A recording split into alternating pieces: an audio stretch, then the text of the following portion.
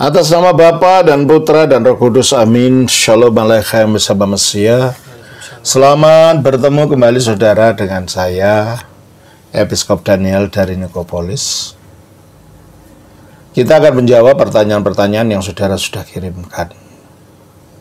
Tetapi sebelumnya, saya ingin menawarkan buku yang paling akhir yang kami terbitkan. Ini adalah Sejarah Gereja. Ini terjemahan, ya, bukan karangan saya.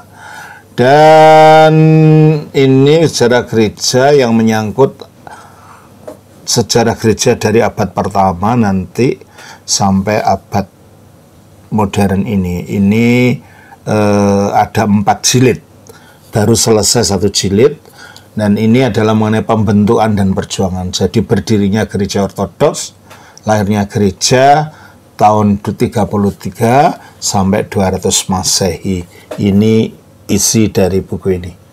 Saudara bisa bertanya kepada Ibu Theodora mengenai harga dan ketersediaannya. Terima kasih. Baik, kita lanjutkan. Pertanyaan ini berasal dari Saudari Sylvia Susan dari Salatiga. Selamat pagi Romo Haji. Selamat malam Cik Susan. Di sini Romo lagi menjawab malam-malam. Susan izin bertanya lagi ya Romo Haji. Silahkan. Kenapa wanita yang sedang menstruasi sampai sekarang masih dianggap tidak layak menerima perjamuan kudus, Romo Haji? Cik Susan, ini bukan masalah tidak layak atau tidak. Ya memang ini ada pengaruh dari Perjanjian Lama. Imamat pasal yang ke-15. Ayat 19. Ayat 19. Ya. Apabila seorang perempuan mengeluarkan lelehan, dan lelehannya itu adalah darah dari auratnya, ia harus 7 hari lamanya dalam cemar kainnya. Dan setiap orang yang kena kepadanya menjadi najis sampai matahari terbenam. Segala sesuatu yang ditidurinya selama ia cemar kain menjadi najis, dan segala sesuatu yang didudukinya menjadi najis juga. Setiap orang yang kena kepada tempat tidur perempuan itu haruslah mencuci pakaiannya, membasuh tubuhnya dengan air, dan ia menjadi najis sampai matahari terbenam.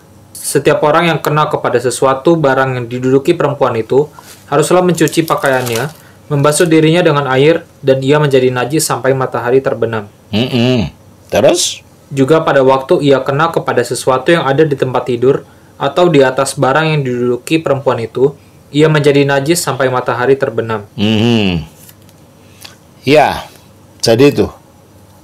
Lalu solusinya ayat 28 sampai dengan ayat 31. Tetapi jikalau perempuan itu sudah tahir dari lelehannya, ia harus menghitung 7 hari lagi. Sesudah itu barulah ia menjadi tahir. Pada hari yang ke-8, ia harus mengambil 2 ekor burung tekukur atau 2 ekor anak burung merpati dan membawanya kepada imam ke pintu kemah pertemuan. Imam harus mempersembahkan yang seekor sebagai korban penghapus dosa dan yang seekor lagi sebagai korban bakaran. Dengan demikian, imam mengadakan pendamaian bagi orang itu di hadapan Tuhan karena lelehannya yang najis itu. Begitulah kamu harus menghindarkan orang Israel dari kenajisannya, supaya mereka jangan mati di dalam kenajisannya. Ya, jadi meskipun hukum Taurat itu terkait dengan keimaman Harun. Dan keimaman kita bukan keimaman Harun. Keimaman kita adalah keimaman menurut aturan Melkisedek, yaitu Yesus Kristus. Dan menurut Alkitab, di mana keimaman berubah, maka aturan atau hukum Taurat itu juga berubah. Oleh karena aturan ini memang tidak berlaku untuk orang Kristen. Coba kita baca di dalam Ibrani 7 ayat 12. Sebab, jikalau imamat berubah, dengan sendirinya akan berubah pula hukum Taurat itu. Jika imamat berubah, maka dengan sendirinya berubah pula aturan-aturannya, gitu maksudnya. Oleh karena ini tidak berlaku bagi orang Kristen memang aturan ini. Tetapi karena untuk menerima perjamuan kudus itu orang harus utuh. Orang harus dalam keadaan pikiran yang waspada, yang alert. Maka mungkin Cik Sylvia tahu sendiri ketika mungkin tidak semua, tapi kebanyakan seorang wanita mengalami menstruasi. Secara emosi dia agak berubah daripada keadaan biasa. Dalam emosinya, dalam pikirannya.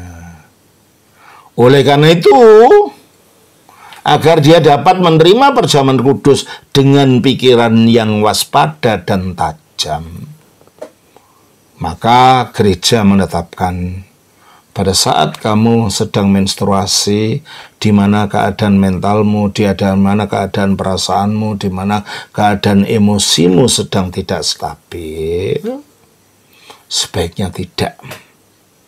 Tunggu minggu depan setelah selesai dengan menstruasimu.